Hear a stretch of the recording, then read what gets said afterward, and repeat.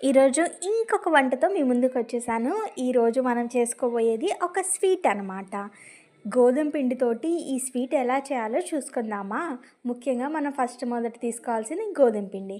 గోధుమ పిండిలో కొద్దిగా ఉప్పేసేసుకొని దాన్ని నీళ్ళతో కలిపేసుకోండి. కొంచెం లైట్‌గా ఉప్పేసుకొని కలుపుకోండి.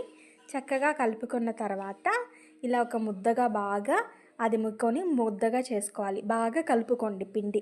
కొంచెం మెత్తగా అయిపోయేలాగా మొత్తం బాగా కలిసిపోయేలాగా పిండి కలిపేసుకొని, ఇప్పుడు మనం ఒక చపాతీ ఒత్తినట్టు ఒత్తుతున్నాం అనమాట. ఇలా పొరలు పొరలుగా చేసి మళ్ళీ మళ్ళీ ఒత్తామనుకోండి, అప్పుడు ఏమైతుందంటే పొంగుతుందనమాట మనం చేసుకునే స్వీట్. అందుకని మళ్ళీ మళ్ళీ పొరలుగా వేసి మెత్తగా దాన్ని అదిమేసి ఇప్పుడు చాకుతోటి కట్ చేస్తున్నాం అనమాట.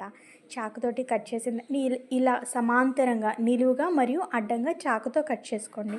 ఒక కాజు కట్లీని కట్ చేస్తాం కదా, ఆ ఫీలింగే వస్తుంది. ఆ విధంగా కట్ చేసుకోండి. కట్ చేసుకొని ఇప్పుడు ఒక ఆయిల్ కడాయి మీద వేసేసుకొని వీటిని మనం ఏం చేస్తున్నామంటే ఫ్రై చేస్తున్నాం అనమాట. చూసారా, ఇవన్నీ కాజు కట్లీ షేప్లో చేసుకున్నాం. మనం ఫ్రై చేసేసాము. రెండు వైపులా చక్కగా కాల్చేసి తీసి పక్కన పెట్టుకోవాలి. చూడడానికి ఎలా ఉన్నాయంటే చిన్న చిన్న పూరీల్లాగా ఉన్నాయి కదా ముద్దుగా. ఇప్పుడు మనము ఫ్రై చేసుకున్నవన్నిటిని ఇలా క్రిస్పీగా మనం చేసుకున్నాము. తర్వాత ఇవన్నీ మనం ఏం చేసామంటే చక్కెర వేసి నీళ్ళు వేసి దాంట్లో చక్కెర పాకంలో వీటన్నిటిని వేసామన్నమాట.